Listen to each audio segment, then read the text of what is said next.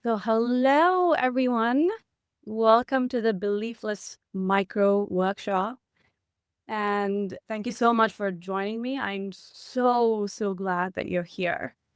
And in case you don't already know, my name, which is only a label, is Dr. Anila Reddy. And I am your mirror reflecting your brilliance back to you. And at the very end of the workshop, I've got a little surprise for you. So stay tuned if you can. And after that, we'll have about 10 to 15 minutes for Q&A. And I won't be looking at the chat while I'm presenting. So please save your questions until the very end. And then you can drop them in the chat then. Okay, so I'll be able to see and answer some of them there. And just to be clear, this micro workshop is not about adding something new to you. It's not about building a better version of yourself, because there's no one to become, nothing to fix, and nothing to heal. Okay. And I'm not here as a guru with all the answers. I'm not selling you the latest manifestation toolkit or promising you'll become some upgraded version of yourself. What I offer here is much simpler and more profound. I help you see what's already here right now, waiting beneath all the seeking. Because you know that endless checklist of things to fix about your life?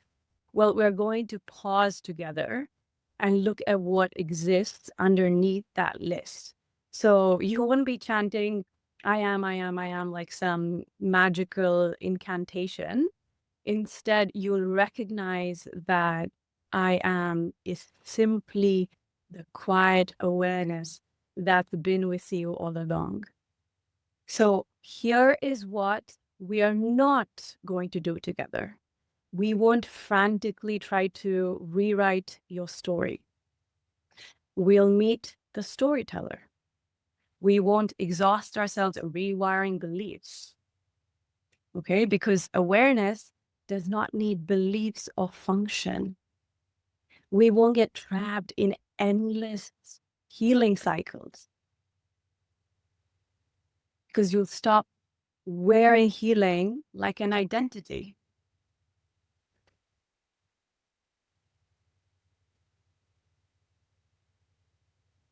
Right? So we won't force like some artificial new self into existence, and you'll just rest in what you've always been. And we also won't create rigid spiritual disciplines. And by the way, I'm looking at all of you, so you're all over the place, and I can see you. So, and you'll rest in, like I said, like in what you've always been, right? So we won't create some like rigid schedules or rituals or disciplines. Like the recognition itself sets you free.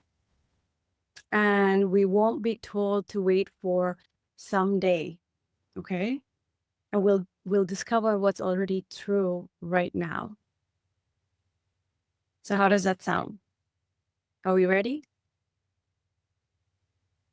Okay. So this is obviously not about performance. It's about presence. And it's not about doing more and more, but like we're seeing clearly and resting here. And we're going to spend much of our time here today experiencing this, because experience is the only teacher, right? And without it, we just have like more heady knowledge. I know like you guys have a great amount of that already. And that stuff is good if you need to pass an exam. So there won't be much of that here. And that said, I don't walk above you. I'm walking with you, of course. So we'll notice this together. We'll rest here together. We'll remember together. Okay. And the bottom line is, I'm not teaching I am like some spell you repeat. I reveal the quiet, right, beneath all your wanting. So where everything naturally transforms. So I'm not asking you to like rewire or rewrite your story. I'm just inviting you to see what's beneath that story and watch how the story is on its own from there. So we're here for one simple recognition to see what's already true. And when you see it, everything shifts. So, okay. So you're going to hear me use some phrases today that might sound different, or if you've been watching me, you'll already know these phrases, like beliefless manifestation, or the way of rest, or the guided pause. And we'll dive into what these actually mean as we go. But first, I need you to feel something, right? Manifestation was never your job to force into existence. It was never about getting your beliefs perfectly lined up or finally making this messy human story of yours like worthy enough. And so all that striving, that efforting, trying to get it right, none of that was ever the point. So it was always been about home, and you are that home. So, and I know that might sound abstract right now, but stay with me, right? Because the place you've been deeply and or desperately even searching for, well, you're sitting in it. The peace that you think you need to achieve someday. It's what is aware of your searching right now. The wholeness that you believe you're missing. It's looking through your eyes as you hear these words.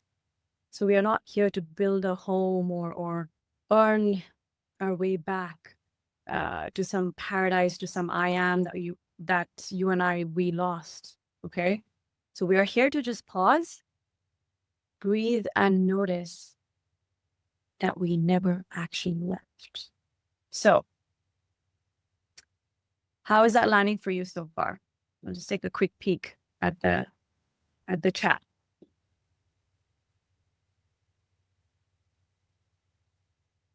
Okay, I see heart, thumbs ups. Great. So we're gonna keep going. So yeah, I want you to picture your life like a life unfolding on a stage, right? There's the character, and then there's the one watching. Most of us spend our whole lives, we've done this the whole time, believing that we are this character, right? This body story, this separate self, this character that constantly like scrambling to fix something, achieve something, become something better, upgraded, rebirthed, whatever, right? The character is exhausting, right? Identifying with this character is exhausting. It's the voice that says, I'll finally manifest that one thing when I believe hard enough.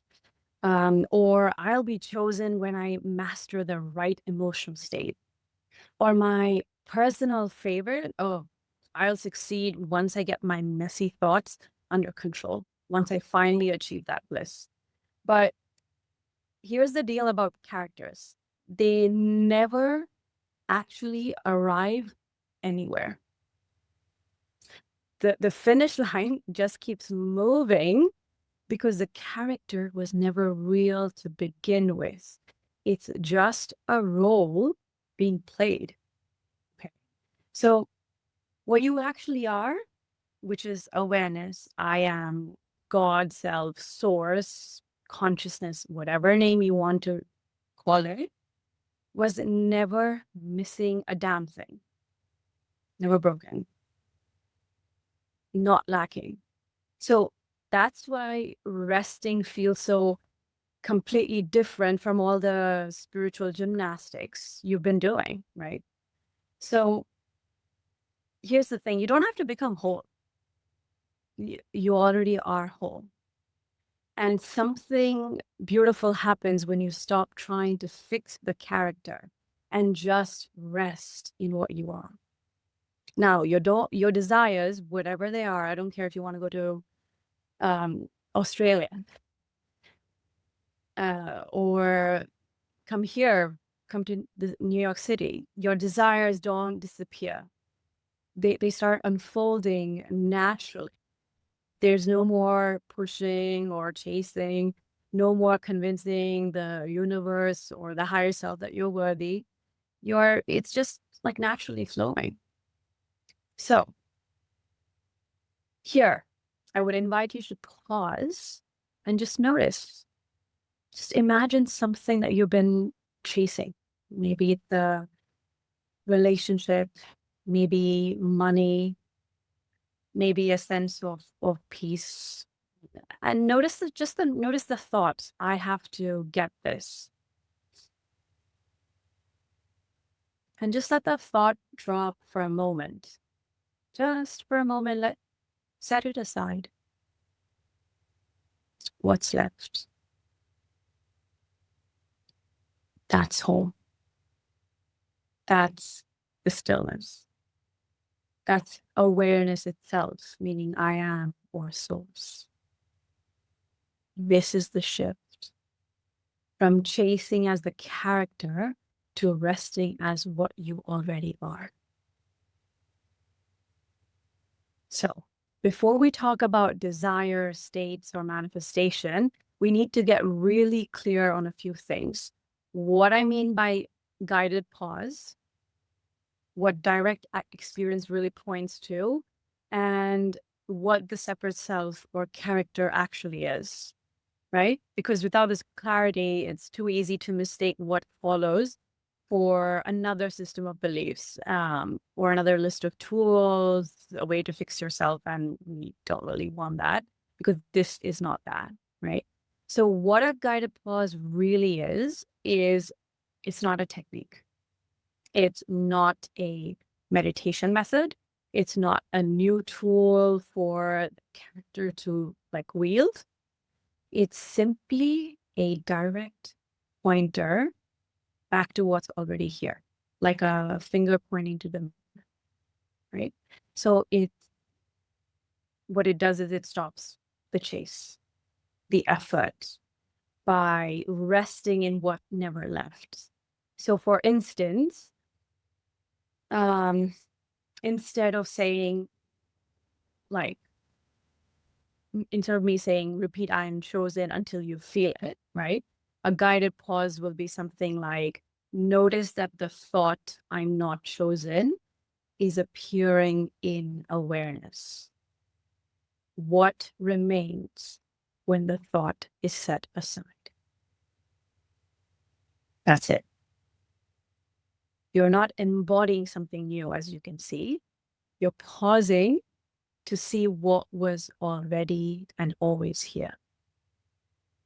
Now, what direct experience means is the opposite of all this mental knowledge, of book learning, opposite of what you've seen and heard. It has nothing to do with what videos you watched, nothing. It's not what you think. It's not about adopting a belief. It's the immediate recognition of what's here, right here, what's right now, without a thought, without thinking, without referring to a label. It is what is here right now, this moment, before you label it, before you explain it, before you try to make sense of it. Okay? And by the way, even a sensation is not direct experience because sensation is interpreted by the mind and memory, right? Direct experience is the silent seeing just the observing of it all. So it's kind of like realizing that Santa Claus is not real. I mean, I'm sure you remember those who believed in Santa Claus when you found that Santa was not real, right? No one had to convince you again. You just saw through that mask, and that was that. So this is what happens when you clearly see that you're not the separate self, meaning you're not the character. So it's not something to memorize. It's not something to be like, oh my God, what was the thing Anila said? I should believe it. No, it's something you cannot unsee because thoughts come and go, beliefs come and go, stories come and go. And what comes and goes cannot be the truth. So direct experience is what remains when thought is absent. That awareness that never comes and goes. And what the separate self really is, meaning the ego and the character, I'm using those terms interchangeably, is not some evil thing that you have to kill off. It's much simpler. It's the habit of identifying with a collection of stories, beliefs, memories, and feelings, and mistaking that collection for you. Feeling like, okay, I'm not enough. I'll be worthy when I get that specific person, the money, the job. I have to fix myself to deserve love. It's also that mental resume we have of ourselves, like our stories, our history, all those things that add up to me, meaning the story of me, right? So to be really clear, the separate self is just the identification. This thought is me. That's what it says. That's what the character says. And the separate self is clever. The character is clever. It whispers, well, you're almost there. Just fix this one thing. And so our to-do list begins. Ashwarm, reprogram your subconscious mind, heal the inner child, clear that shadow, change your story, rewire your thoughts, embody that new identity, discipline yourself into a state, ignore your emotions, ignore those thoughts, affirm over them until they shut up. And when that does not work, the list expands.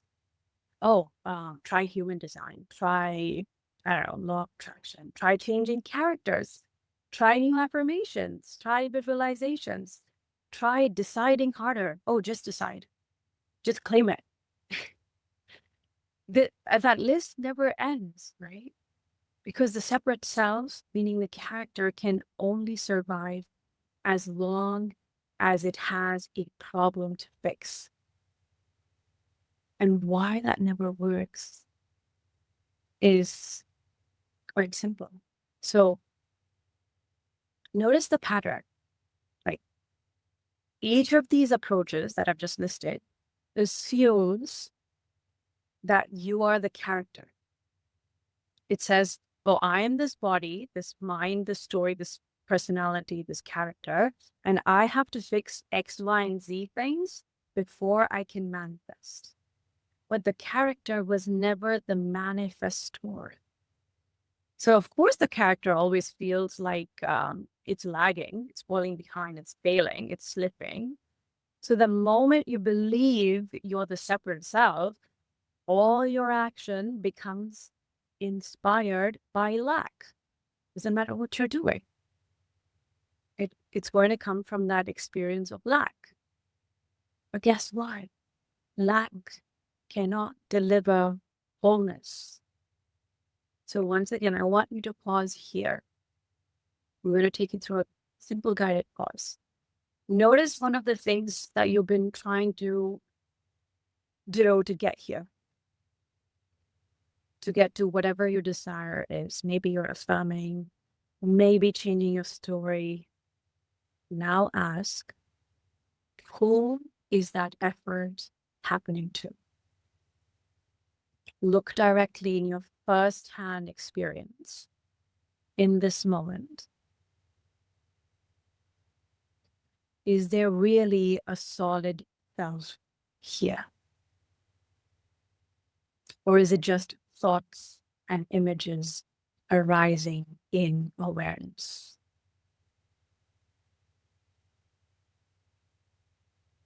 Just notice this for just a moment.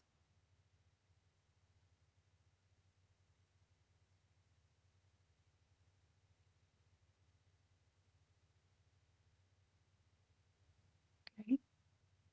And now notice how the weight lightens when you recognize that the effort was never yours.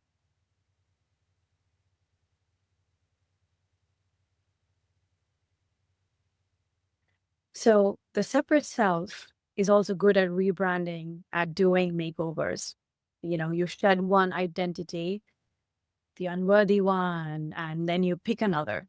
Oh, the magnetic one. You swap masks, but it's still the same game. Even the awakened me, even the perfect manifestor me, is still a role that the character plays when you don't realize who you truly are. So clear seeing means that you step out of the costume closet altogether, meaning you're not identified to it. So you don't need to wear a new mask. You rest in and as what was never a mask, just as I am. So once again, I want you to pause and bring up the idea of a self you've been trying to become. Maybe it's the healed one. Maybe it's the confident one. Maybe it is the wealthy one. And now look, is that image solid or is it just a mask? And notice the awareness that is seeing this. The awareness doesn't need a mask because that's what you are already. So when you rest as I am, right, the to-do list dissolves. You don't need to affirm 1,000 times. You don't need to chase beliefs. You don't need to fix your childhood. You don't need to police every thought because awareness has never been broken. It never needed healing. It never needed belief. So from here, desires unfold, not because you ticked every single box, but because there was no resistance left in pretending that you're incomplete. This means you're not operating from a place of lack. Again, I want you to pause once more. This is the guided pause as well. Notice the thought, I still need to fix this one thing. And now look, who is that thought about? Can you find the one who needs fixing? Or is it just the character's voice, a mirage, a costume? See through this and feel if there's any relief in setting that list aside. So I want you to understand that the separate self, meaning the character, survives by keeping you busy. It hands you endless assignments. Affirm, heal, embody, solve. Because none of it was ever required. Because the separate self, meaning the character, was never real. And when you see this clearly, the to-do list fades away. And what remains is rest, which is beliefless, effortless, whole. from here, naturally, like your action is going to feel lighter, you know. Your desires are going to unfold naturally, and manifestation is no longer work. It's more like breathing naturally, which requires no thought or doubts or efforts. It happens on its own because you were never the one holding the list. You were the awareness in which it appeared. So the foundation is the separate self, meaning the character is a story. It's not reality. A guided pause points you back to what's always been true. Direct experience is how you know. It's not belief, not thought, not memory. So now that we have this ground set, right, we can go ahead deeper into this, because you won't see any of what we're talking about as a belief system to adopt, but as simply recognizing what you already are. So, and why, I also want to share with you why this is not about embody, but it's like a way of rest. Because I know you've heard it. Embody the state, act as it, step into the version of you who already has it. Just decide on that thing and affirm for it. It sounds empowering, but if you listen closely, there's some strain to it. Embodying can, the way some people gather this meaning, they interpret it as, oh, I'm not there yet. I have to act my way into it. So you spend energy trying to hold a posture to stay in character. But here's the problem. Embodying assumes that you're not already home, that you're not already where you seek. It builds a gap, and that gap keeps the chase alive. And even if you succeed for a little while, the high wears off. I'm sure you've seen that. And then you seemingly crash because the whole time the background message was, oh, I have to keep performing, keep trying. Otherwise I'll lose this. That's obviously pressure. That's not freedom. So the way of rest is this, right? Like feel the difference when we shift to rest. Rest does not mean like you stop living or you stop desiring. Rest means you no longer pretend that you need to embody awareness, because you already are that awareness. You don't need to embody I am. You're resting as I am, because I am isn't a costume that you're putting on. It's the naked reality that never left. And that is the way of rest. Not trying to become, not trying to hold a state, just noticing what already is. Once again, let's pause here. I would invite you to a guided pause again. Just notice even the thought of like, I must embody this understanding, what Anila is talking about. Notice how like kind of feels heavy. Just notice the effort, the tension of trying to maintain it. And now set that thought aside without referring to the thought. What is left in this moment, in this very second? Awareness, this wordless experiencing. This is resting as I am. That's it. If you want to call this embodying, by all means do. But this is not effort. You're not forcing. You're just being home. Now, the next thing I want to share are the pitfalls of when it comes to, trying to embody this I am. One of the biggest traps on this path is trying to embody this I am itself. And here's how it shows up. Like you walk around saying things like, oh, I am, like you're some sort of like I don't know, doing like a magical spell. And then you measure yourself.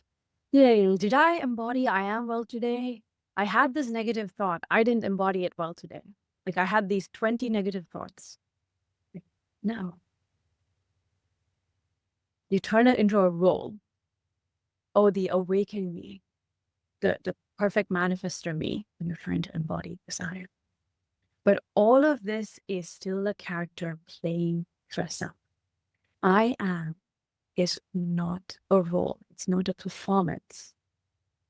I am is what remains when all the performance drops. So you don't need to embody I am. You rest as I am. That's the difference between chasing and coming home, or rather realizing that you never left home. So once again, I want you to pause. Just inviting you to a guided pause and just say to yourself, right? Just come to the recognition, okay, of I am. Notice how quickly the mind tries to add something. Oh, I am this. I'm sitting here. I am wealthy. I am healthy. I am wise. I'm whole. But just pause right before the story. What remains? Just that wordless, nameless experience. That is pure I am. No story, no gap, no performance. That is what you already are. Just recognize that. You don't need to push away your thoughts or stop using words. And this is also why discipline isn't required here, because discipline belongs to the character story. It says, if I just keep doing this long enough, I'll arrive there. But you're not a destination. You're not arriving through hours of practice. You're here before the practice begins. You don't arrive at I am or awareness. You don't become I am through practice. You notice that, okay, it's already here. But discipline can help you learn a skill, sure, but it cannot deliver what you already are. So awareness is not maintained. It just is. Once again, pause and notice the thought, I have to be disciplined. Otherwise, I lose this. I lose getting my desire. And now simply notice the awareness that sees that thought. What came first? Is it the discipline or the awareness noticing? Awareness always comes first. It doesn't need to be held. It doesn't need to be embodied, as you can see. It doesn't need to be disciplined into existence. It's already here. And now notice how this shifts the idea of manifesting and manifestation. From embodying, you're always like checking in, oh, am I doing this right? I'm like, you're waiting, looking for proof. You're worried you'll like be out of the state. From resting, decisions are happening naturally, without fear, without resistance. They unfold smoothly, and you don't measure yourself against a 3D world. You're not being unkind when you're experiencing reactions, thoughts, and emotions. You're just noticing them. With your, for instance, with your specific person, instead of like acting like someone chosen constantly and worrying like if they'll text you back, you rest because you recognize that love is already you and yours, because you are that love. So whether you text or don't text, the actions flow naturally. With money, instead of forcing yourself to embody, abundance and refreshing your bank account, you rest. Money decisions, they come up clearly without that panic, without that overthinking, because you are, once again, at abundance. So rest makes manifestation natural because nothing is missing at home, right? And once again, I want you to bring to your mind something that you've been trying to embody. Maybe it's love, maybe it's well, maybe it's confidence. Let it just come up, whatever is coming here. Maybe it's a piece of cheesecake. Notice the strain of like acting it out. Like feel how heavy that is. Now set aside this requirement of like trying to act it out. What remains here in this moment? It's stillness. It's I am. It's this wholeness, right? And that's where desires unfold. It's just here. It's through rest. But why belief looks so important? I get it. Like it does. It can look really important, right? Because that's the biggest myth of manifestation is belief. Because you have been told, like, oh, you just have to keep believing that it's yours. And if you can't, you're told, well, keep affirming longer, affirm till you get it, keep visualizing, keep embodying until it sticks, until the belief sticks. But belief is fragile. It fluctuates. Some days it feels strong, other days it wavers.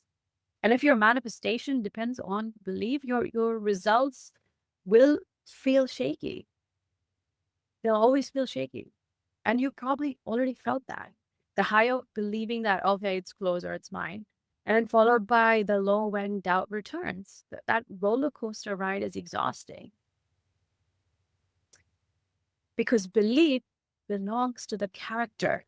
Character is like, oh, I need to fix harder. I need to try harder. If I don't believe, I'm not going to receive. But like you see, the character was not the manifester. Awareness was. Awareness does not believe or need to believe to function.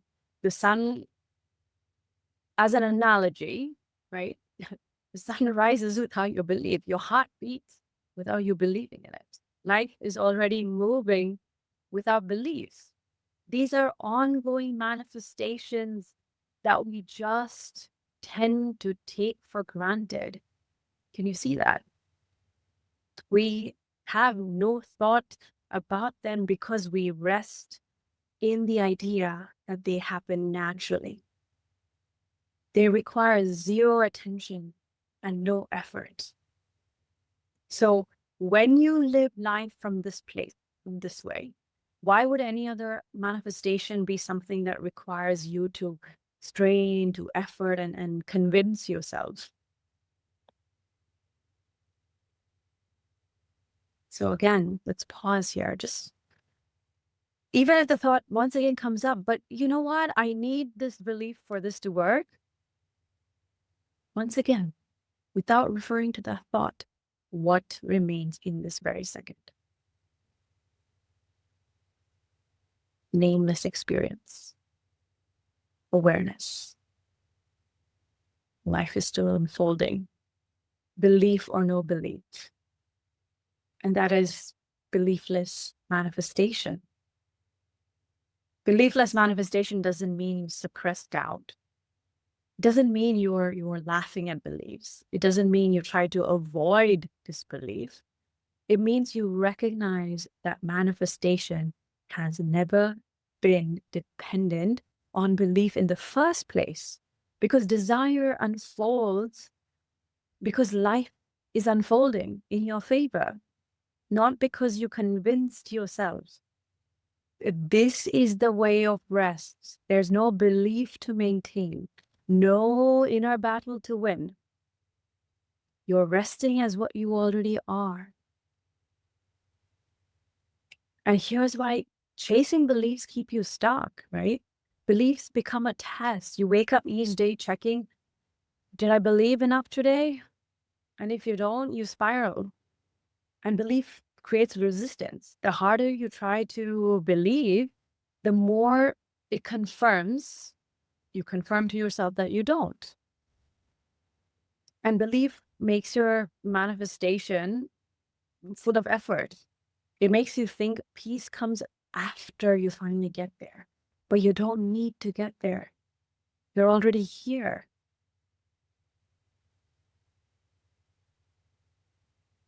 Okay. So let's notice this even in an everyday life, right? E- Even when you're texting your specific person, instead of forcing that belief, oh, they love me, they'll text me all day, you're resting and then you're texting them if you're inspired. If it's not inspired, then you won't feel like texting them. With money, instead of convincing yourself, oh, I'm rich, you rest. And the next step with money, whether it feels like a decision or a non-decision or an idea or an opportunity, it unfolds without resistance. It might feel insignificant as well. Because the problem with belief is it forces you to check the 3D world for proof. Rest lets you live without proof being needed because the truth is already here. So, once again, pause here and notice that any desire you've been trying to uh, feel like you're trying to make yourself harder to believe in. And now imagine for a moment that no belief is required, that you set aside all beliefs. You don't have to hold it. You don't have to convince yourself.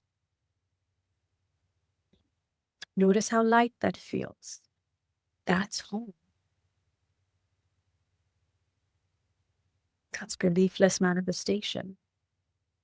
So remember, belief is the character's game. Rest, on the other hand, is reality. Because manifestation has never been about belief. It's about recognizing that you already are the awareness, the source, and letting life move or unfold or unveil itself to you. And that's why this path will begin to feel more effortless because you're no longer chasing or trying to force yourself to believe, right? And here are some pitfalls on this path. Old patterns may not leave quickly, and they might not leave even quietly, as I'm sure you've already noticed, right? And that's okay. Like, we're not trying to make this harder on you.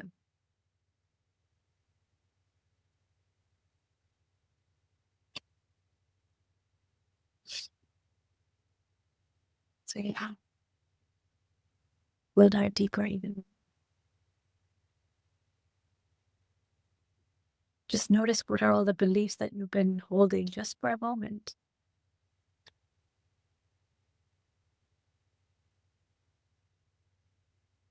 Just let them be here, just as a moment, just in this moment. Because all characters you've noticed that give rise to old patterns, when they don't leave quietly, they often dress up as doing the work, but they're just the character trying to stay in control. And let's even see like the biggest kind of pitfalls of these characters, right? Like checking, looking for proof outside that it's working. Ah, did they text back? Is the bank account growing today? Am I in the right state? Right? Endless thoughts around that. And every time you're checking, it says, it's not here yet. I need proof. So pause and once again feel. What have you been checking lately? Can you find the one who needs to check?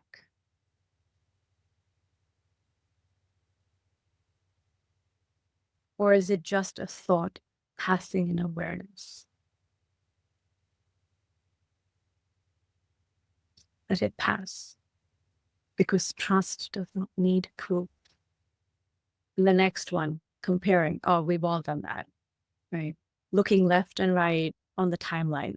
Oh, they got it faster. They're younger. They're like 18 years old. That's why they got it faster. Why not me? I'm behind. But awareness does not run races. Awareness does not know time. There is no ahead. There is no behind in awareness, just right now.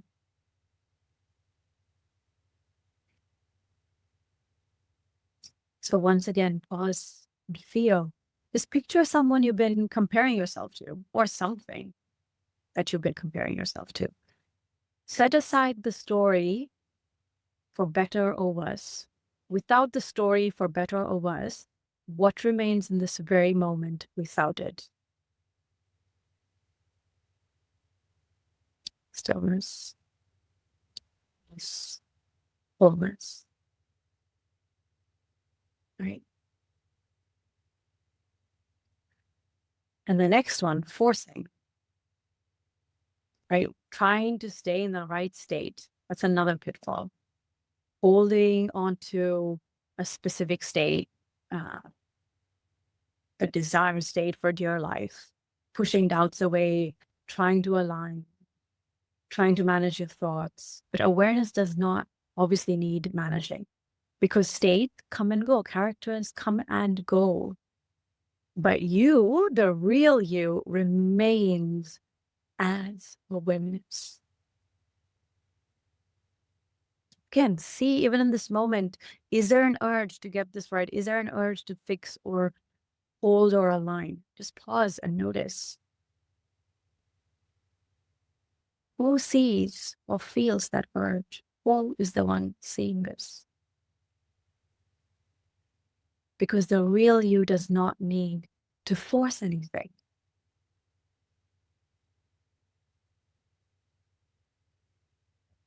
And here's the deal, right? Letting go, there's a lot of confusion around that. But letting go is an illusion. People think letting go means, oh, dropping the fear, dropping attachment, dropping the desire. But notice what is hidden there. It assumes that you are the one holding it in the first place. But awareness never clings.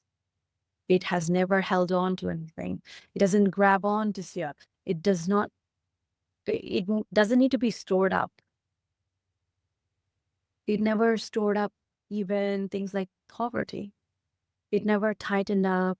It never got anxious around miscommunication or unhappy relationships.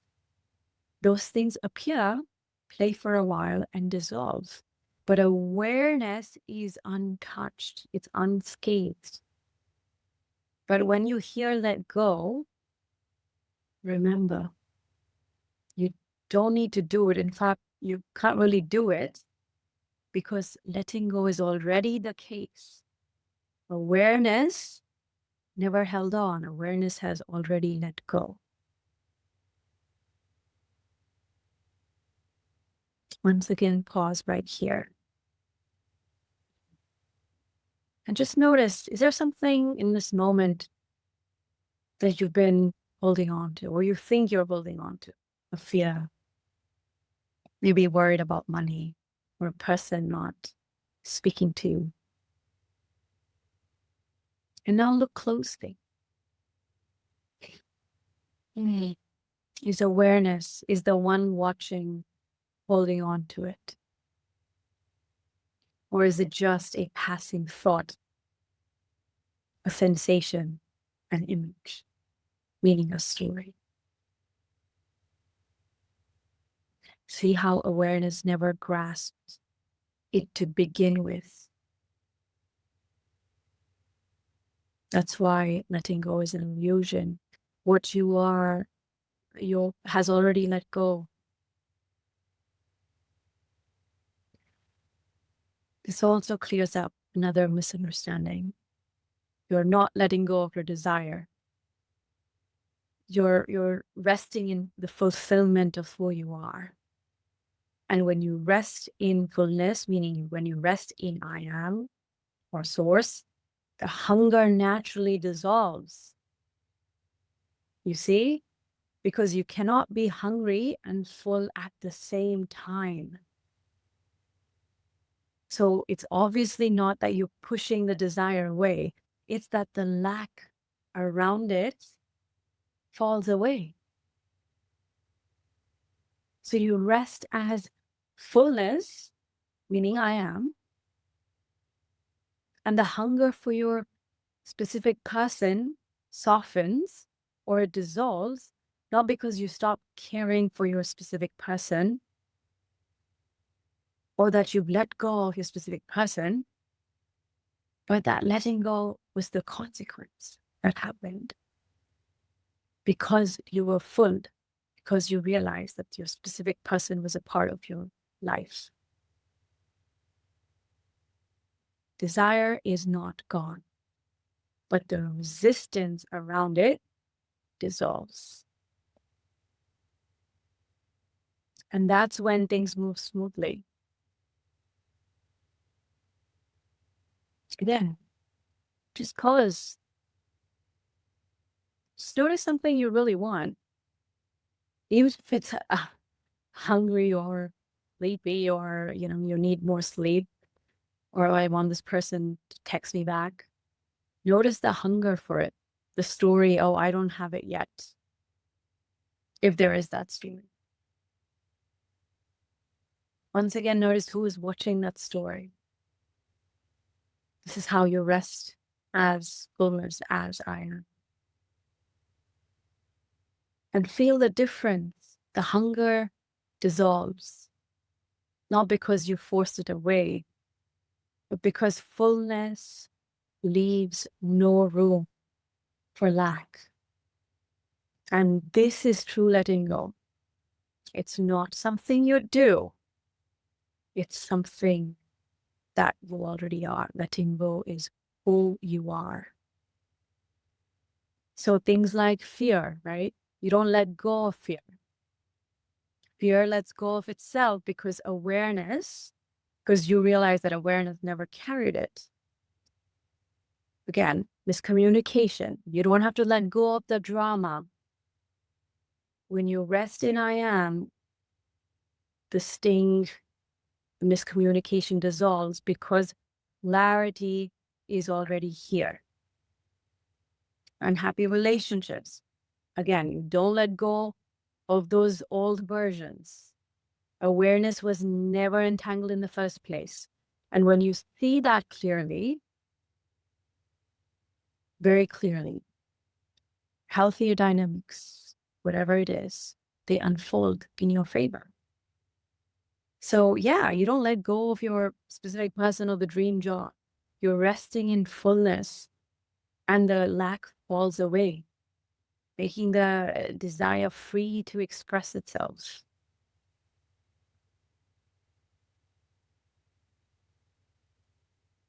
I'm sure you've noticed those times when you were clinging on to things.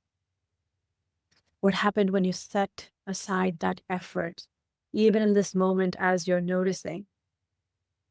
Was awareness, even now, is it ever clinging? Or was the actual clinging only a thought passing through? So in this fullness of I am, the hunger actually dissolves, right? So that is the real meaning of letting go.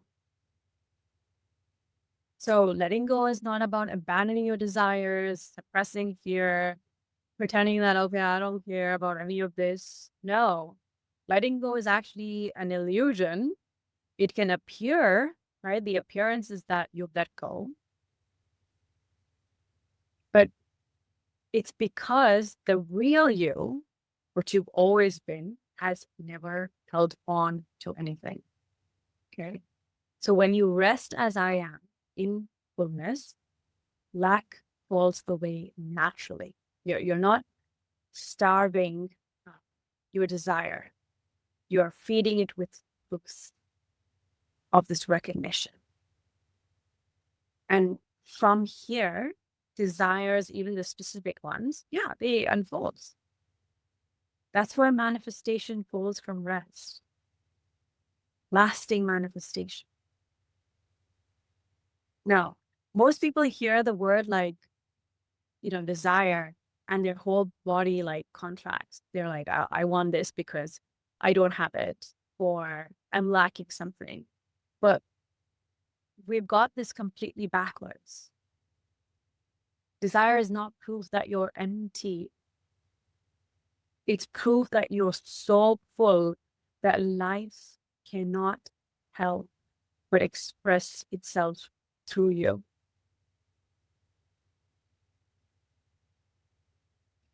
When you watch a child laugh, right? I'm sure you've seen like babies, kids laugh.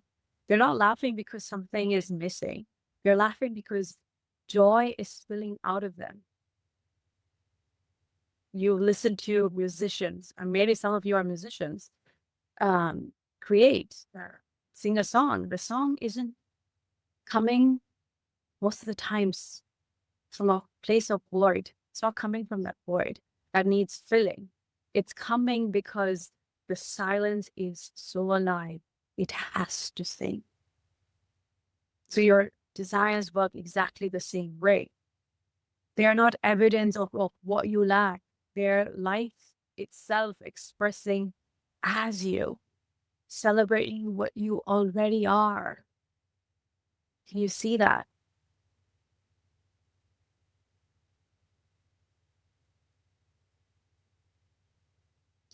When you really get this, everything changes because you stop chasing desires like to fill a hole and start letting them flow from the fullness what's already there.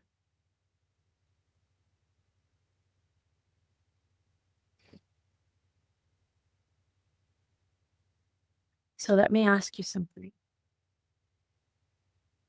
What if that thing you want so badly, isn't calling to you because you're broken or that you need it desperately? What if it's calling because you're so whole and so complete that life wants to celebrate itself through your experience? Because imagine an artist, right, standing in front of a sunrise. The artist doesn't paint because something is missing. They paint because they cannot contain themselves. The fullness has to move through color, through canvas, through form. That is desire. That is not hunger. It is not proof of absence. It's an expression of abundance. And here is the character's trap. When you get attached to stories and mistake yourself as the separate self, your desire is filtered through a lens of lack, meaning you mistake desire for lack. And then manifestation turns into a repair project. Oh, I need to clear this block. There's something I'm not seeing. I need to affirm for this until I fix that gap. I must, like, I don't know, visualize until I bridge the distance. I must heal until I deserve it. But the one who is trying to do the fixing is the character. And the character can never be satisfied. It just can't. Its very job is to chase, you know? That's why so many in this community feel like manifestation is like a treadmill. It's like desire, chase, momentary high, partial manifestation, maybe temporary desire. Sometimes you get it after desire, chase, high, desire, chase, high.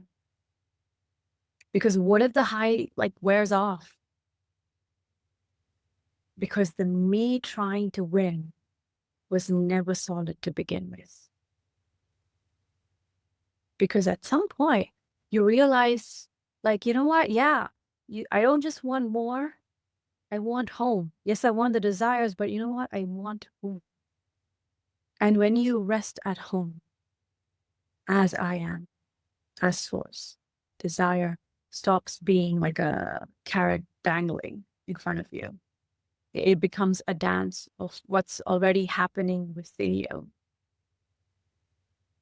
And I'm sure you've like, another thing that comes to mind is I'm sure you've seen like a garden, right?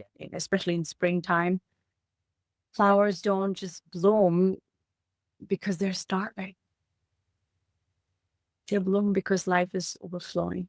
It's their nature to bloom. Your desires are the same.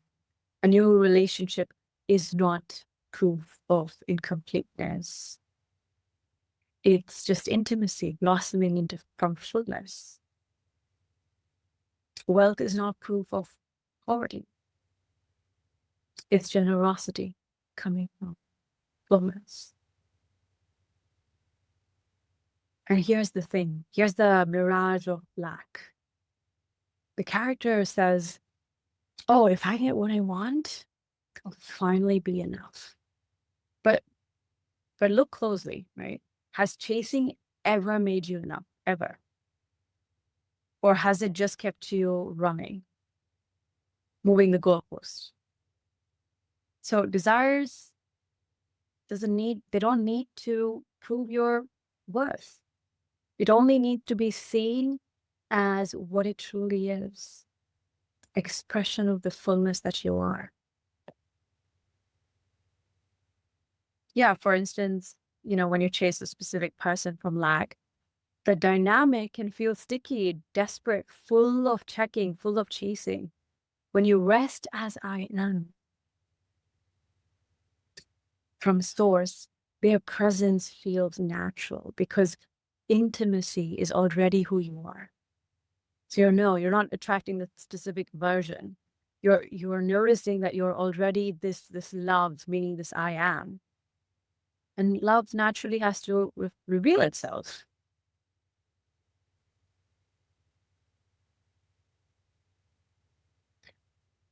And now I want to take you through the next part, which is about a state. I know you've been asking about like states and characters, right? So think of states and characters are two words for the same thing, right? A state is a total world of meaning, how you see yourself, how you see others in life. A state has its own behaviors, its own assumptions, its own desires, its own interpretations, its own opportunities, its own meanings, decision makings, its own thoughts, emotions, whatever. Everything is coming from there, right? And a character is how the state just dresses itself up in story form. So when you're in the state of not enough, the character is like the struggler, right? The rejected one, the one who has to prove something or something to someone or to yourself. When you're in the state of wholeness, the character is, oh, well, the chosen one, the wealthy one, the loved one, and now you're not tied to this character. You're just seeing it as a role. You're using it as a role. So it's the same mechanism, but different origin. Again, we're just using states and characters interchangeably, so don't stress about the word. So there are two sources of states, right? If we group all the states together, they only ever arise from two places. Either they're states of love or wholeness, meaning characters or states that arise from I am, from source, your true nature, which feel obviously like light, effortless, abundant, right? And they can look like the fulfilled lover, the effortless creator, the calm presence, or two, states of lack, meaning separation, characters that arise from the separate self or the ego. They feel heavy, anxious, just resistant. And examples can be, I don't know, like the abandoned one, the hustler, the one waiting for proof. So every character you've ever played, and we played many characters, and we go through many characters during the day too. Every character you've played comes from these two buckets. And now, when we come to self-concept, your self-concept is simply a state you keep returning to. Don't make it something separate, okay? So your self-concept isn't fixed. It's not something you glue onto yourself once and then you hope it sticks, right? It's a state or a character you keep returning to. So when you keep returning to the state of the separate self, meaning you keep returning and you mistake yourself to be the character, you'll find yourself in a state of lack. The struggler, the rejected one, the one who has to prove, compete, hustle, do more faster, get better, better, better. That becomes your affirmation, your mind's game. And that becomes your self-concept, naturally, right? Which feels heavy.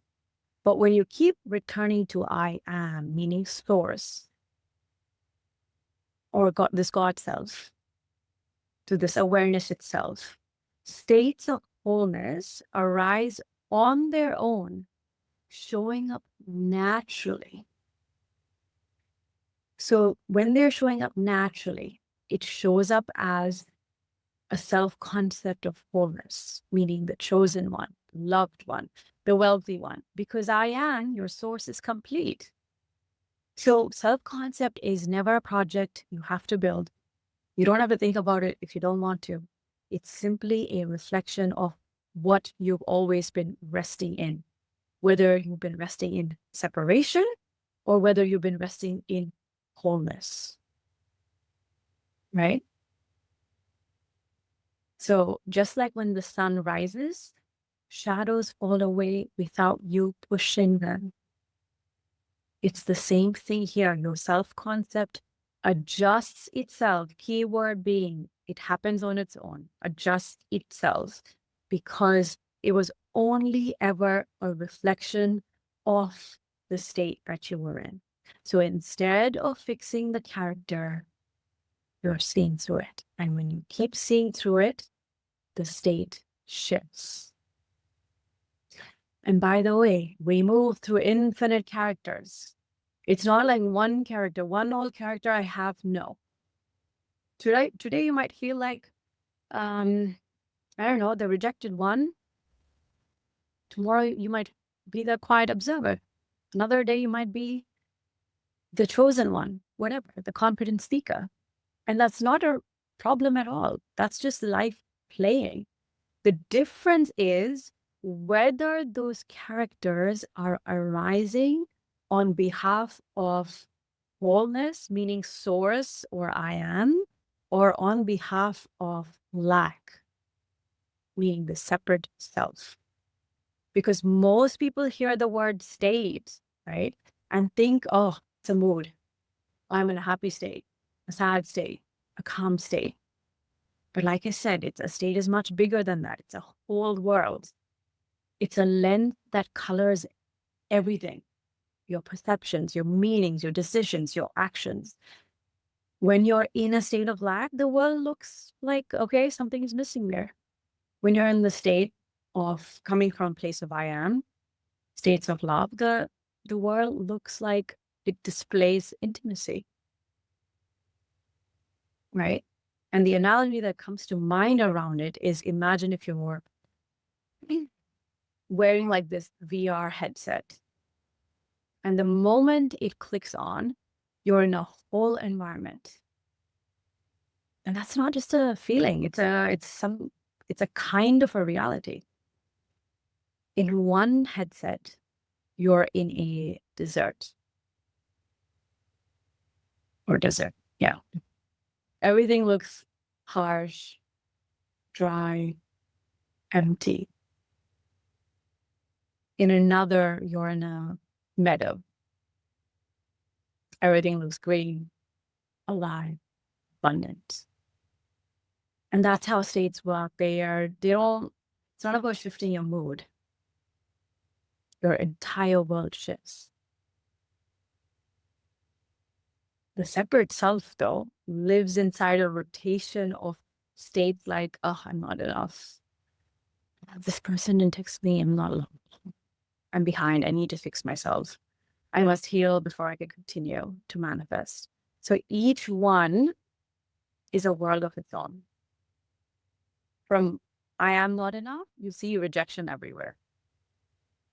In I need to fix myself, like you see endless work that needs to be done. I must heal. Well, you see wounds in every direction, actually.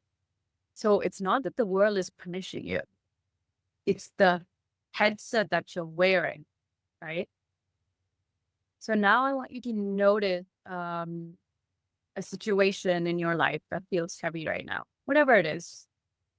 Instead of trying to fix that situation in this moment, pause and ask yourself, okay, what is this headset that I'm wearing in this moment? What world is the state painting for me?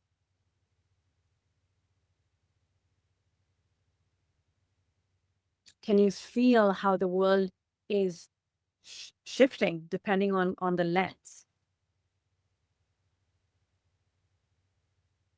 And when you rest as, meaning as source or I am, a different state world arises. It's not a mood you force, not an identity that you embody, but the natural world of wholeness. So yeah, in the state, love feels natural. Abundance feels given, like of course things are going to come to you. Decisions flow without resistance, meaning, yeah, you can claim that your desire is yours, and now it doesn't sound like a silly technique because you're deciding all day long, every day. And manifestations don't feel like you've achieved something, they feel like obvious. That's why you don't manifest by forcing, you manifest by resting. And maybe you've heard even this radio example, right? Like each station in the radio plays its own soundtrack. On one station, it's a static of black. On another, it's a symphony of fullness. So you're not fixing the static. You're not arguing with it. You're just seeing or coming from a different place. You're tuning differently. States are worlds in themselves. So yes, for instance, from the state of I am incomplete, every conversation, oh my gosh, it feels like a test. From the state of wholeness, right? This from coming from the source, you're not doubting your conversations. Whatever flows, flows. From the state of lack in terms of money, yeah, every bill feels like, oh, I need to keep making more. Why is this bill coming? I need to make the bill disappear. I need to make everyone stop doing this to me. But from the state of abundance, money feels neutral. It flows.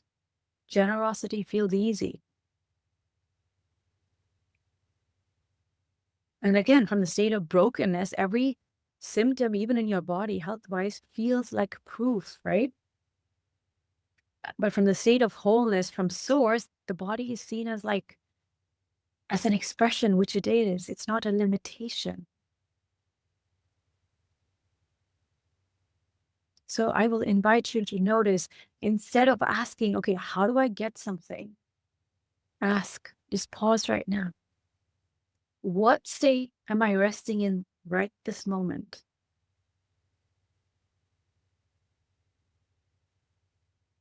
Because the manifestation is not out there. It's already here, waiting to be unveiled in the world that matches the state. And here's the big shift.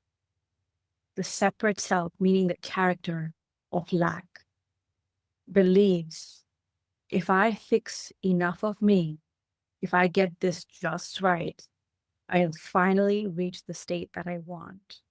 And then I'll get the design.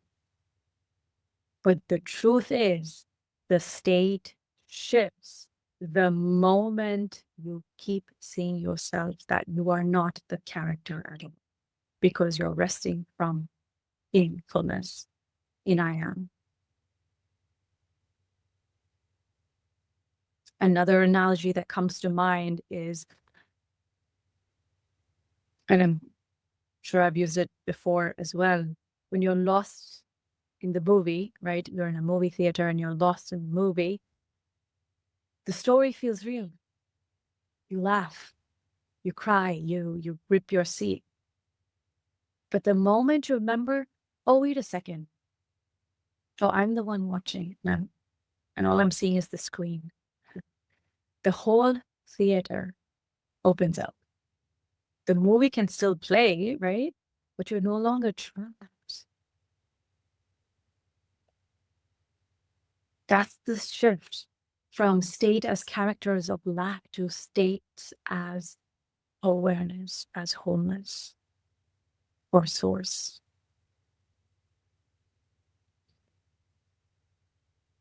So pause right now once again. I'm going to share a guided pause question. Notice the self-concept you think you've been carrying today. Maybe it's, yeah, everything is cool. I'm enough. Or maybe it is, I'm not enough. Maybe it's, I'm lacking. Maybe it's, I'm powerful. And now ask, does this character exist without thought, without referring to thought?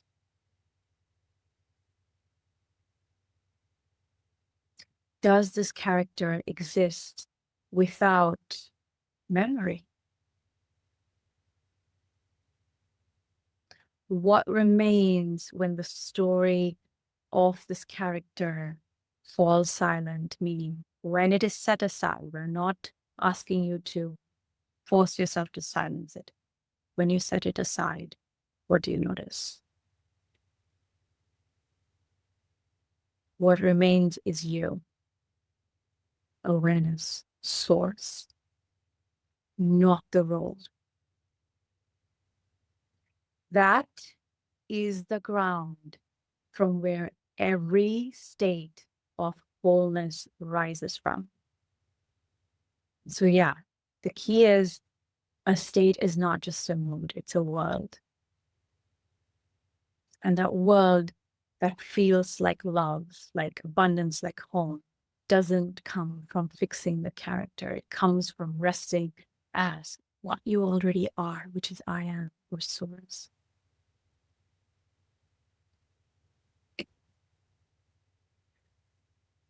Now action from here can feel different, right? Because people often ask now, well, if there's no doer, then who takes the action? Like who makes decision? And here is the simple answer. Action is always happening. But the quality of that action, the feel of it, comes entirely from where you are identified.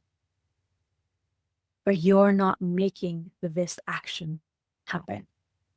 It's happening on its own. If you believe that you're the separate self, action feels heavy, anxious, urgent, and you will keep taking decisions, making decisions, choices, doing things from that place. If you rest as I am, action flows. That feels natural, feels inspired. It can feel insignificant or significant. You're not doubting yourself. So yeah, when you rest as I am, states of love, peace, abundance, they arise naturally because there are always expressions of your true nature, which is I am. Not because you force them or embody them or work towards them, because one reason, because this love that you are shows up without you needing to chase it. Abundance reveals itself without needing fake gratitude lists. Peace arises without effort. Confidence unfolds without practice. And from there, the actions that flow are naturally inspired. They are unforced. They're free of resistance.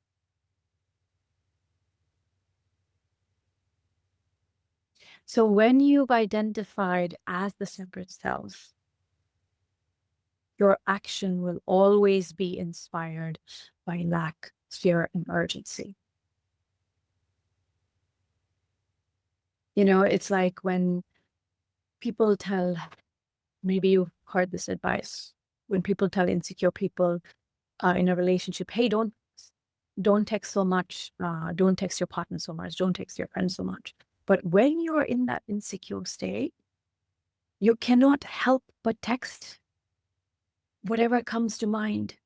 You'll rationalize that text because that action is being taken from that state.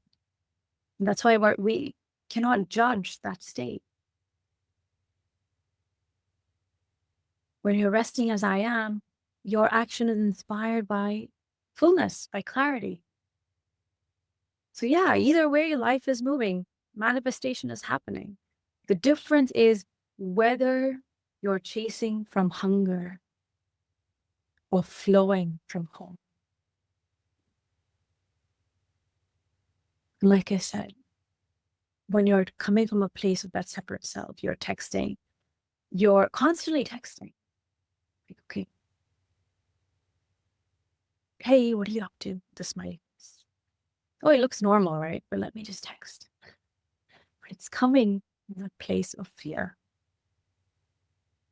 The fear that says, what if they forget me? And it's painful. Like I've been there.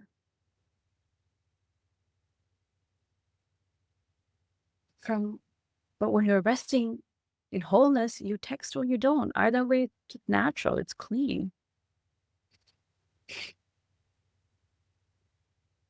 And here's another important thing. The action might look the same on the outside, but the place it is coming from is everything.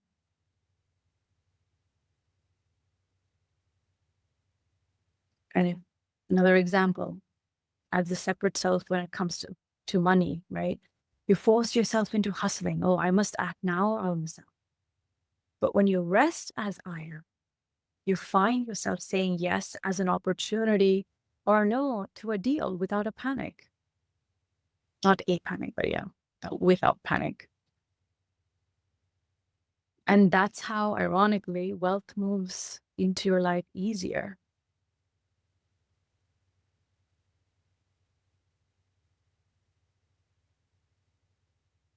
So if there's an action you've been overthinking, just pause and notice. Notice the story around it. Should I? Should I not? What if I mess it up? Set those thoughts aside. Notice what is right before it. Rest as I am. Now see what you're inspired to do. It becomes drama-free. And that's why manifestation flows smoother from rest. Because when you're identified as lack, every action fights against resistance. When you rest as fullness, every action expresses alignment. You know, so it's not about waiting for like a lightning bolt of motivation. Whatever you do, you will do from that place anyway. You will be doing it already. It's about seeing, like I said, that all action is already inspired by whatever you are resting as. When you rest as I am, even the smallest steps carry the power of alignment. And that's how desires unfold without struggle. So again, all action is inspired. As the separate self, meaning a characters of lack, all action taken by the character will be from fear. From I am, the action taken will be from fullness.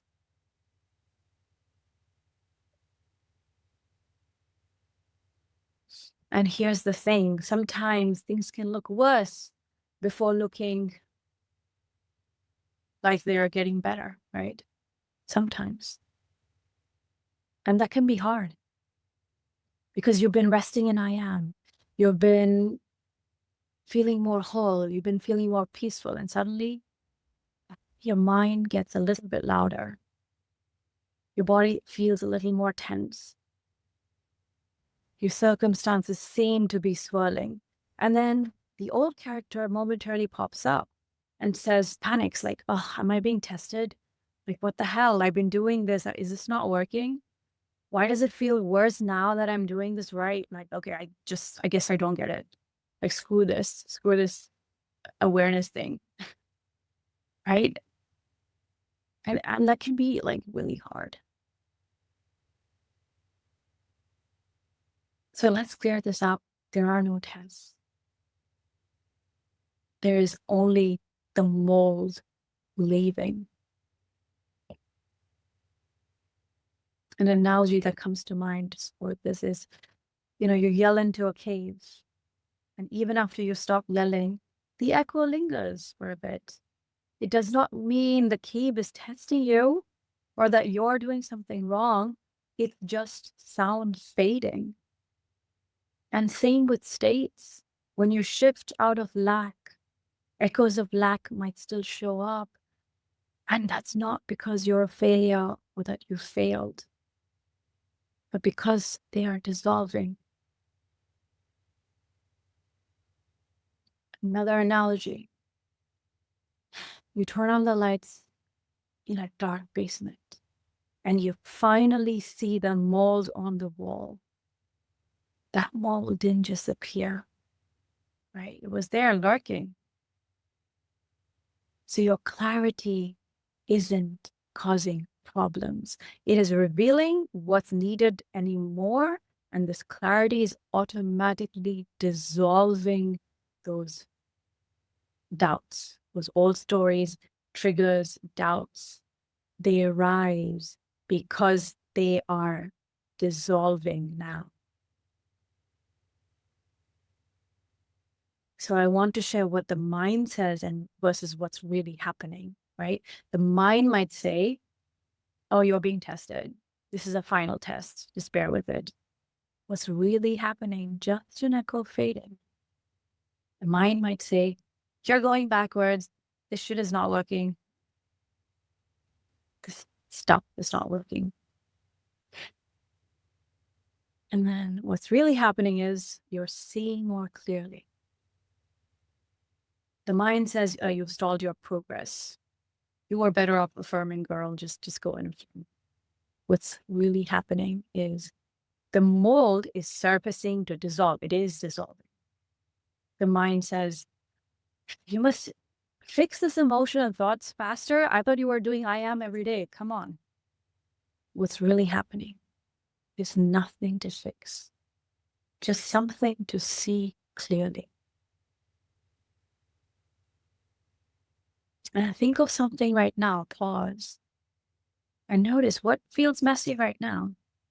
Instead of fighting it, let it be here. And just ask yourself, can I just be with this recognition of being the one that's watching it? Can I be with this light of I am, the source, even while it's echoing right now? And just breathe. Let it dissolve when it's on. You don't have to pass anything either. There's no tests. So for most people, right, affirmations, they feel like a struggle. Because they repeat affirmations dozens of times a day. And I've been asked to touch upon this, and we're going to, because they try to believe harder. They measure success by how convincing it feels. And that is the separate self version of affirmations, using words as tools to fix a broken character.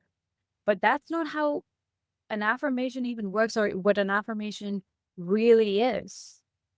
What an affirmation truly is, in the sense that I've been talking about even in my other videos, is that an affirmation isn't something you force yourself to believe. It's not a trick to, rewire your mind. It's not a chant to hypnotize yourself. An affirmation is simply a declaration of truth. It's like you're spontaneously, the truth is overflowing. That's it. It arises naturally once you recognize who you truly are, which is I am, source. So from I am or source, the words feel obvious. They are not meant to convince you. They are declaration, like I said, of what is already the case, what is already true. And why this matters is because if you're affirming as the character, every word that you're using, every sentence carries the strain, this underlying strain of, oh, I'm trying to make this happen. But if you're just coming from a place of awareness and you're declaring something naturally, the words are effortless because it's carrying the underlying sense of, yeah, of course this is true. What is there to keep affirming? That's why affirmations that feel natural, right? Like a single sentence from a place of recognition, it feels light. It's like undeniable. That's why you don't need to repeat it 1,000 times, and you don't even need to use them if you don't want to. So even right now, just notice the simple truth of this. I am aware. Just pause and notice. Did you need to repeat it to make it real? Did you need to force yourself to notice that, okay, I am aware? Or did you just notice that what was already obvious? That's how affirmations work when they arise from home. So here's what happens. Recognition comes first. From recognition, an affirmation may naturally arise. Like, I am chosen. Yeah, of course things with me and that person are going great. Like, of course I'm in Australia, hanging out with my friends. Like, yeah, life is good. This is a good day. It's like a natural statement. This affirmation is not a tool. It's an echo of truth. And yes, from here, desire gets revealed whether you affirm it directly or not. Because decisions become easy. You don't feel like you're forcing anything because you're no longer a character clawing for control. Your awareness. You are I am. And once again, pause and notice. The moment any form of I'm not enough story starts spinning, pause. Just notice it even in this moment. You're not trying to fight it. And simply ask yourself, am I aware of this thought?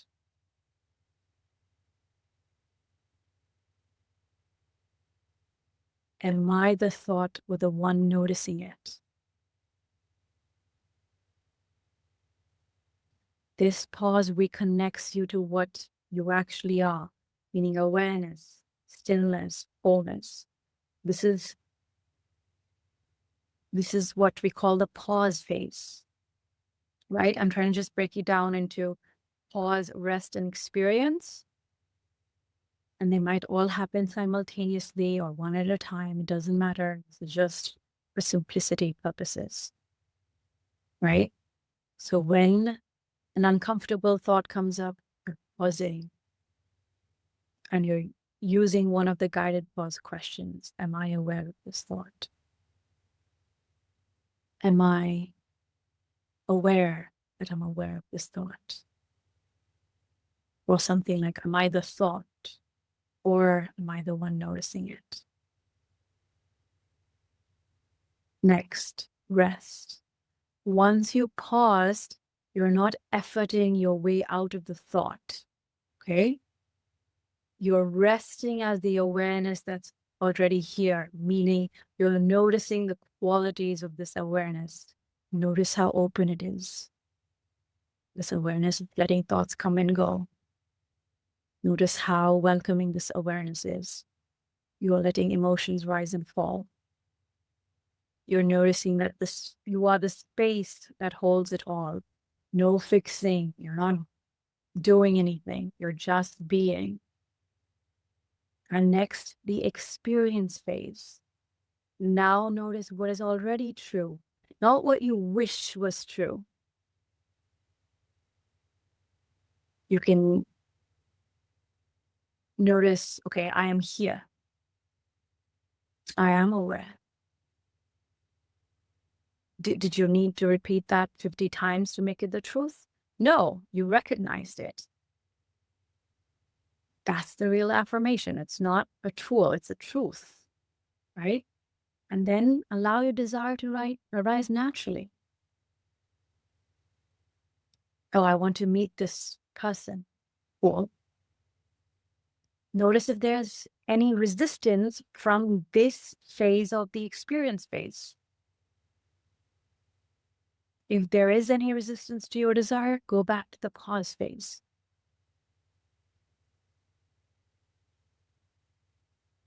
Because from this place of resting, you feel, okay, that's already inside me. This is not about convincing. There is just no longer any resistance. You notice that it's not missing in your life. You're just allowing the desire and the experience phase to bubble up to the surface. You're not affirming it or dressing it up. You're just asking, is there any resistance to this right now? Does this feel like it's already alive in me? And when you're resting in I am, the answer is often surprising. The desire doesn't feel like a hole. It feels like a wave coming from fullness. So you're not really like magnetizing it. You're not manifesting it. You are experiencing it's being unveiled to you. You're revealing it.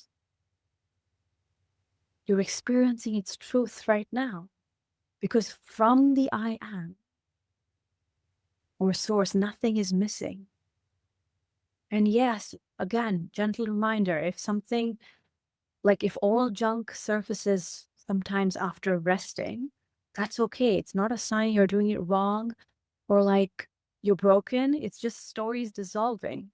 Don't chase them. Don't fix them. Once again, fall back into the pause, rest, experience framework. That's just a guidepost, again and again. Not like a robot, only when you're being curious about it.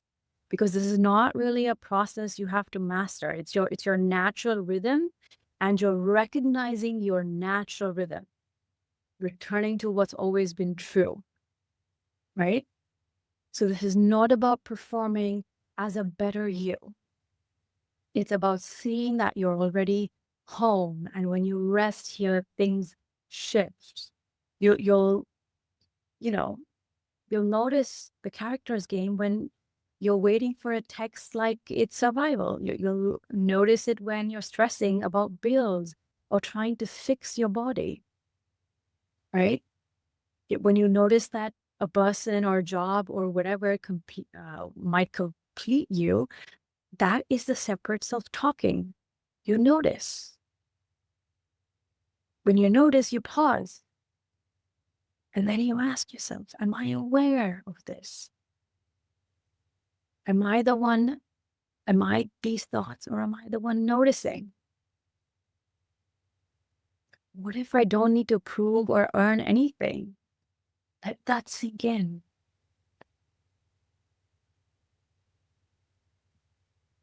And then as you go about your life, you're entering the rest phase.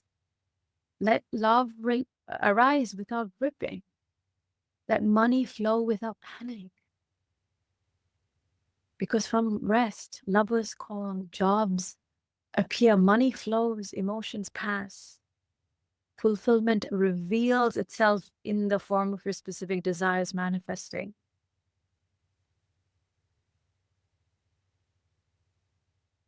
And then see how you gradually, naturally moved into the experience phase. From here, desire is not lack, it's life playing. Just notice what your desire is. And ask yourself, does this feel like hunger or a ripple from fullness? As you can see, manifestation from I am does not require belief. repetition or spiritual effort. You're not convincing yourselves, you're revealing what is already true. So home is not a goal. It's the stillness that was already here before the thoughts, fears, and affirmations. And letting go, it's already happening. Healing, it's already unfolding. And manifestation, well, it's already dancing. So I invite you to pause, rest, experience.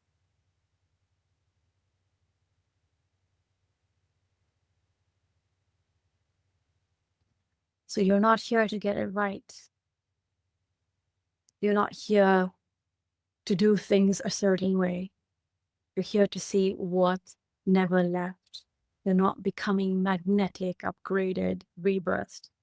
You're already all of that. You're already whole. You're not manifesting to become someone.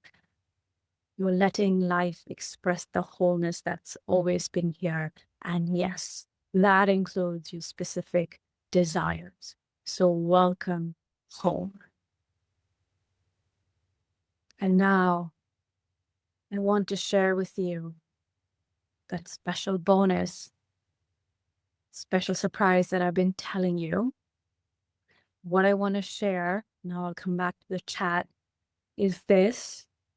If you, within the next 24 hours, actually until 11:59 p.m. on Monday, September 22nd, if you buy my 5-session package, you will get 1 extra session free, so that you'll get total of 6 sessions.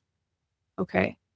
And if you choose the audio coaching, meaning where you send me 1 question by email and then I respond through a voice note via email. If you buy my email audio coaching, any package you buy, I will double it, in the sense that if you buy 2 emails, you will get 2 more emails free. If you buy 3 emails, you will get 6 emails, meaning audio coaching, free. And I'll put the links in the comments below. Below or in the chat. And yes, the session recording will be shared and I will answer your questions. We have a few minutes right after this. Let me put the link to these offers here in the chat. If you want to avail the offer, it's only up to 11:59 p.m. Eastern Standard Time, September 22nd, where you get these bonuses. And I'll also send an email about it. And yeah, I am so glad you're here. And now I can spend like 10 to 15 minutes answering some questions. So, okay. Damn, those questions are rolling. I am so glad you're asking me all these questions. Okay. And of course, if they're like really specific questions, that's where the audio, audio coaching comes in. So one person asked, Aisha, when this recognition deepened, did you experience a feeling of terror? Yes. Terror, old emotions coming up, old thoughts coming up, thoughts that felt hidden, thoughts, by the way, like states that I thought I had like seemingly cleared out came up.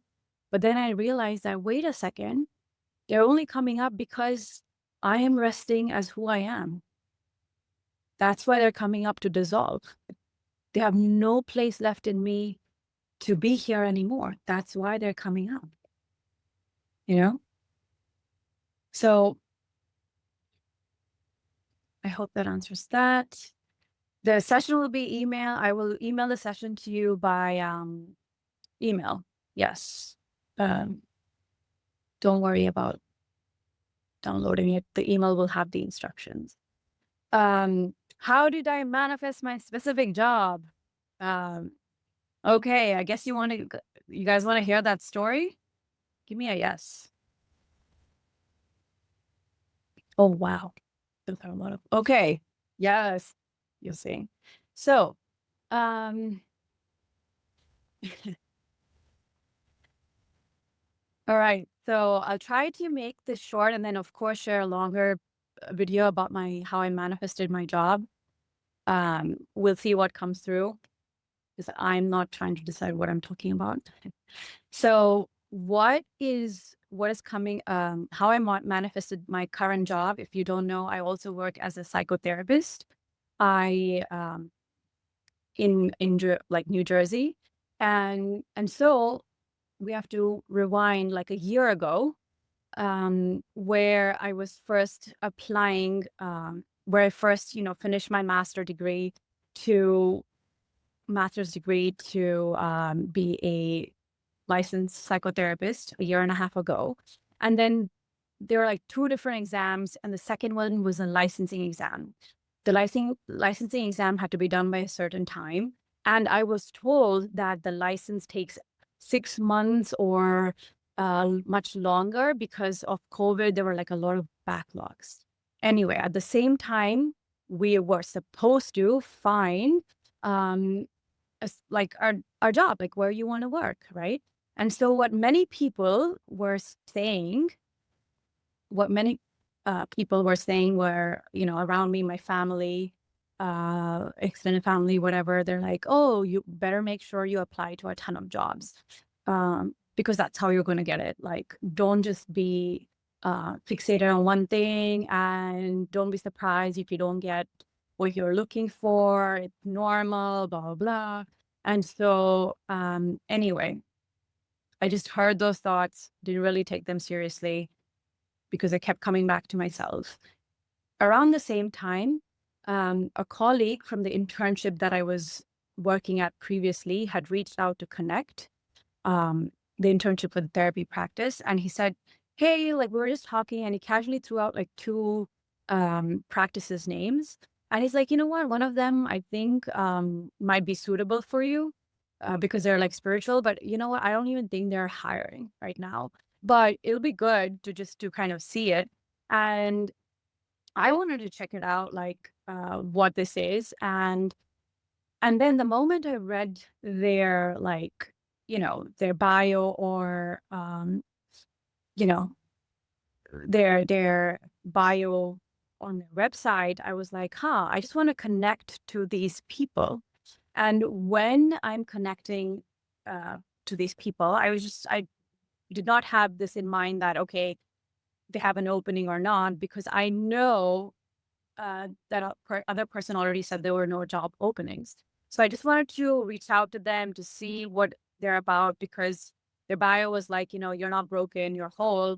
So I connected to someone from their team, and I was talking to this guy, Connor, and we got on Zoom calls. We would talk, at different times and this spanned over a few months. And all the while he was saying, at this point, there are no jobs right now, but maybe there's something opening in August. Maybe, we're not sure. And but the whole time, something in me knew that I was going to work for this practice because they were so perfect, but I was not clinging on to it. I had no resistance to it. I was just enjoying connecting with them. And at the same at the same time, I was also taking my licensee exam, whatever. And then, August rolls in and I finished my licensee exam. And then I talked to this guy, Connor, um, at the private practice. And he's like, okay, you know what? There are so many applicants for a new spot that's opening up. And because we're the largest holistic practice in New Jersey, you might you may get it or may not get it, even though we've been connecting, because there are like a lot of participants or like applicants, and they have a lot of many years of experience, clearly. But he was like, no, I encourage you to apply still. And so I was like, yeah, sure, why not? And then, you know, went through one round of interview. I went through with him. It went great. Then I went to the second round of interview, and then it was with his business partner, a woman, Erica, and she, as we were talking for a few minutes, I realized that she was coming from a oneness perspective, non-duality perspective, but from the Buddhist side. And I was just like, oh my God, that is so amazing. I've never met a clinician who was also into like non-duality or like oneness. And the second round went great. And then the third round came up, and then that was a clinical round. And then Connor was like, you know, we've been connecting for so long, and there's such a deep resonance with what you're sharing and what you do. And they also watched a few of my YouTube videos, and I think they watched the videos or Instagram, whatever, reels. And before we even begin this round, I just want to say, if you're open to it, we want you. We want you in this position. And even as I'm saying this, I have like goosebumps. And I was like, okay, that's great. Okay. I'm like, yeah, I'm in. And so that's how I got that job. But here's the second part that was there. The second part was, okay, I got the job, but now the damn license. I was like, okay, but the license isn't there. And they were like, okay, we'll give you like a month and a half and contact the board and tell them we need it within the month and a half. But the board and, like forums, everything we're talking, they're like, dude, there's a backlog. I haven't heard about my license in the last 3 months. And I'm thinking, okay, great. That is their experience. It is not mine. It does not have to be mine. And again, any kind of, tension, right? Any kind of tension, any kind of stress around it, because there was so much evidence that it's not going to come like on time. I came back using these guided pauses to rest as I am. And whatever, I filled in my paperwork, which I was, because I got the job approval, uploaded documents, things like that into the licensure portal. And then I didn't expect anything. Within a week, less than a week, not even a week, sorry, I sent an email to the board saying, hey, so I sent my application in, I uploaded, can you please check to make everything is in order, and what is the next steps? Because I know your approval takes a bit of time, right? And they didn't really answer me directly in that email. What they did instead is literally email me. Yeah, what they did is email me saying that, okay, you are now licensed. Everything fell in place. You are now licensed. Everything fell in place, and you can continue your job. So I submitted the license, and now that's where I am working. So yes, if I'm a little bit all over the place, I just wanted to keep it short. And thank you so much for your lovely comments. Let me see. Let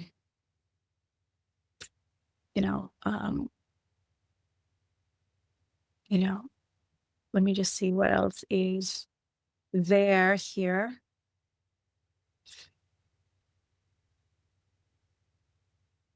Is needing to process repressed emotions in the body to heal a chronic condition just a story that is not true?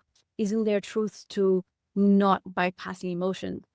Good question. What we're doing here is not bypassing emotions. When you're resting as I am, how you're responding to your emotions or your thoughts changes. You welcome the sensation of fear. You welcome the sensation of feeling desperate without being entangled in it. In fact, you can even hold the emotion so closely, you're not able to even name it. That's how it dissolves. In doing this, you're not claiming that emotion. You're not identifying with it. It's like a welcoming. It's like how a loving mother holds a child who is crying. Okay. They are not they're not judging the child. They're not saying, child, shut up. I'm here. I know better. I'm loving you, so shut up. No, they're holding. And that's how healing happens. So yes, healing happens, by the way. Chronic conditions, I can relate. I've had, autoimmune diseases like lichen planus that have moved through me with this exact thing when people said it's not possible. So I hope that helps. Let me see.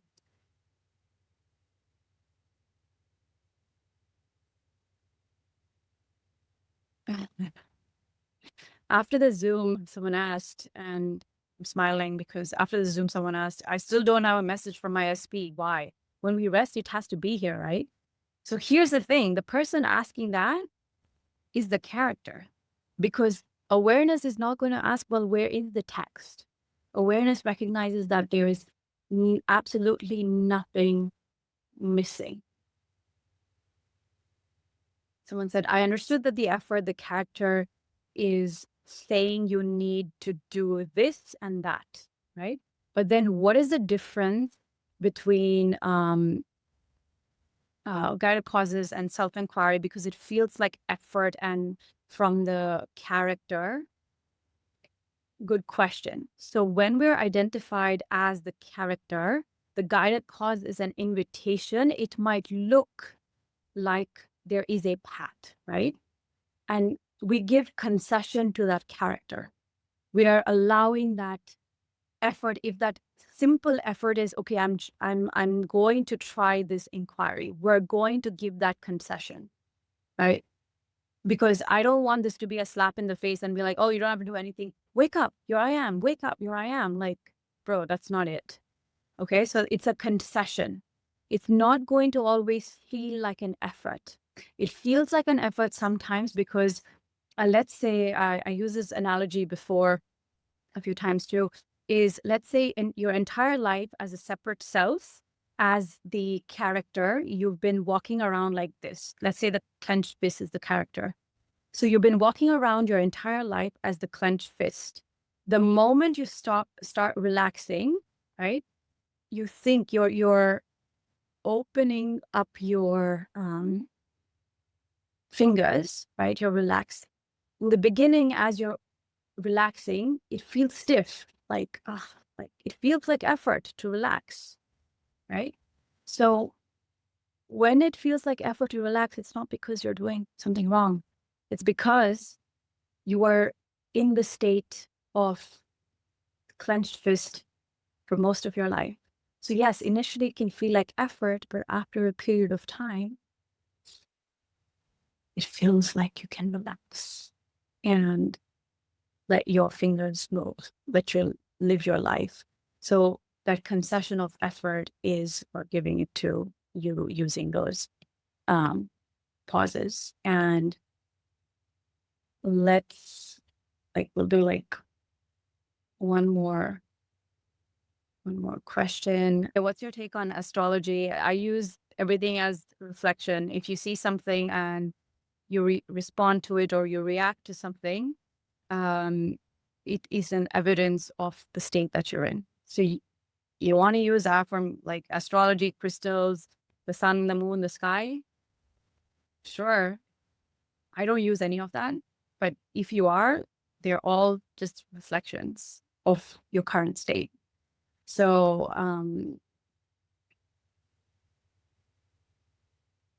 I will provide my experience about facing the country level examination. I will do a video on it. Okay. And I will provide the courses in, yes, Indian currency as well. You can pay me via GPay. I'll include that in the email as well.